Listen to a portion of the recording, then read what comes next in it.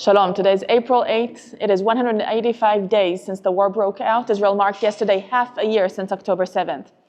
Today, in the newspapers, let's see what we're reading. Yediot Achronot, Tzomet Aza, the intersection of Gaza. And it is a play on words, as Israel is unsure of what to do in Gaza. But it says here, it's the end of the ground maneuver. Half a year since the war broke out, the IDF has taken out Hotzi, almost all of its forces from the Gaza Strip. Hagbarat HaSiyua, the increase of the aid. There is a great number of humanitarian aid trucks entering Gaza, and also Palestinians are returning to their homes in Khan Yunis. Belachatz Amerikai, American pressure. There are reports on coming to a ceasefire because of heavy American pressure. Haaretz here, we read, Tzahal Hotzi, the IDF took out most of its forces from the southern part of the Gaza Strip, and 4 soldiers were killed yesterday in Khan Yunis in an ambush by Hamas, and the 4 IDF soldiers were killed. And here we see one funeral of the mother and her son in the coffin. Since the ground maneuver started in this war, 260 soldiers have fallen. The first headline, Nesiga u'mish'alot lev, withdrawal and wishful thinking or wishful thoughts. This article is about the attempt of Israel to win this war and the wishful thoughts that Palestinians will leave Rafah on their own, and Israel will continue to work in Rafah and save all of the hostages. But it hasn't happened yet. It's not happening now. That's the wishful thinking, and the IDF is withdrawing instead. And here we're seeing the picture, Lochamei Tzahal, IDF soldiers that are leaving the Gaza Strip yesterday. So yesterday was the big day where most of the forces left. It was in peak time between 30 to 40,000 soldiers in the Gaza Strip, and right now there are just a couple hundred left, kind of keeping the peace in one part of the Strip. And I'm reading, the promise of victory did not come true, but the realization of a hard reality is also a type of nitzachon, a type of victory.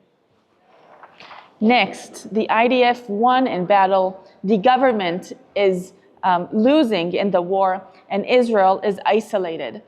So this article is very critical. It's hard to read, but it says there are 2 major failures in this war, and one of it, the first one is that there was no plan for the day after the war in the Gaza Strip, and the second one is the public opinion failure.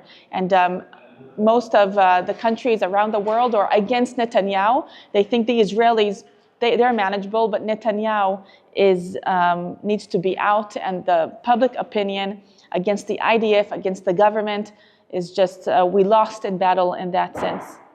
The subtitle reads, Hakishalon, the failure of Israel, is not in the purposes or the goals of the war, because those got the Western approval. And it's also not, the failure is not in the way the fighters handled themselves, because the IDF fought very effectively and efficiently. The failure is all in politics, it says here. Netanyahu, instead of trying to minimize the conflicts with America, actually inflated them. And this served him, it served his own personal survival campaign, according to this article. In order to win a war, you need a diplomatic move as well. You need to maintain allies. You need to think long term. You need to consider public opinion. But all of these, Netanyahu failed in all of these. The result is that Israel is left alone and is isolated. Nish'arnu levad, we're left alone in Hebrew. I want to show you one key part here, in my opinion, and it says here, what was the most successful turning point for Sinwar and Hamas in this war? It was when the successful operation in Khan Yunis happened, when different reports around the Gaza Strip came up saying that some Palestinians are suffering from famine. And the whole world and America were convinced that the Palestinians in all the Strip are suffering from famine, and soon that will become a massive famine and a very big humanitarian crisis.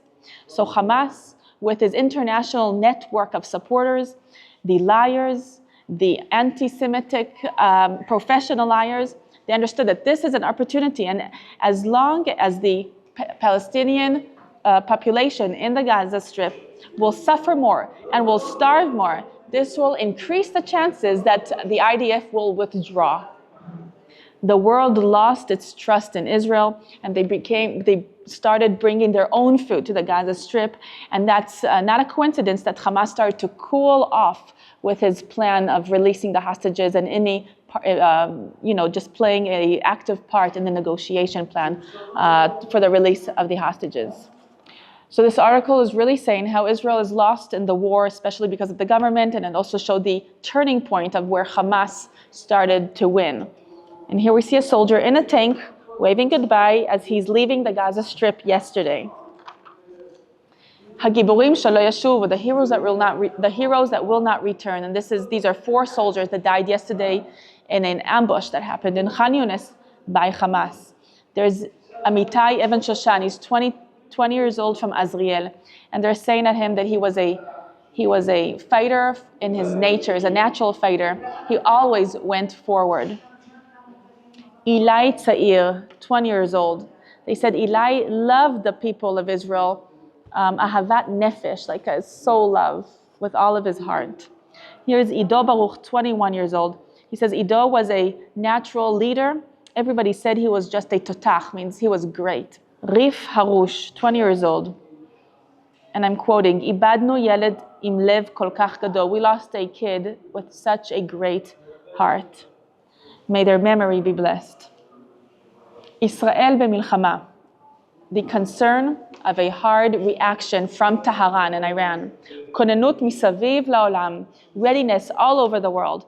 And they're saying that the defense forces of Israel are ready to any attack from Iran.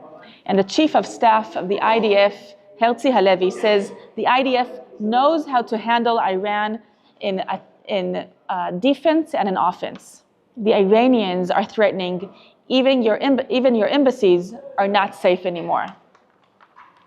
Last, we'll end with this. This is about the youth in Israel, their distress levels. For the first time since October 7th, the Ministry of Education has ran a poll about the youth's mental health and resilience and their functions as students.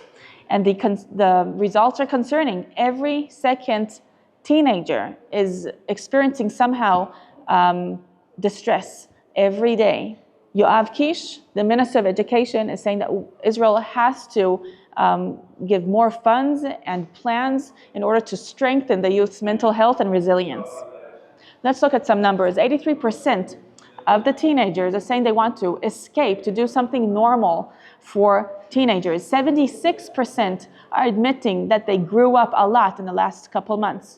73% are admitting that they are interested in serving the country more than they were willing before October 7th. 53%, over half, are suffering from mental distress since the war and since COVID. And this increases risks to drink extra alcohol, 5 times more at risk, and 6 times more at risk to be violent online and social media. These risks are specifically for the youth that were exposed to the horrors on October 7th or watching videos of them, and also to the students that have been evacuated from their homes and they don't have a home, they don't have a school to go to, and what they do have is very, very temporary without their friends and without the environment that they know. So they went through COVID, they went through some war rounds, even before, where missiles are shot from Gaza just on a regular basis. And then the war broke out. And the big quote here in the headline is this: the adults themselves are not sleeping at night because of the horrors. How will we, the teenagers, will react? And it reads here, the lost generation, half a year to the war. This is the mental situation of students from 8th grade to 12th grade. And as hope is such an essential need in human mental health, we pray for more hope, and not just in the government or in the IDF, but really in the God of Israel that gives the eternal hope.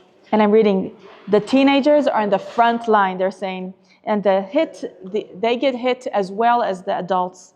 But it looks like they're going back to to norm. When we ask them, they say everything's okay, but really, practically, everything is not okay. You just need to know how to ask, they're saying. So we pray for eternal hope, not just hope in the government or hope in the IDF, but the teenagers will know their God, the one that gives eternal hope, as this is such an important, essential part of the human mental health. For more updates and stories, go to allisrael.com. Follow us on social media. You can like this video if you liked it, and please share these videos with your friends. This is Rotem Magen for All Israel News.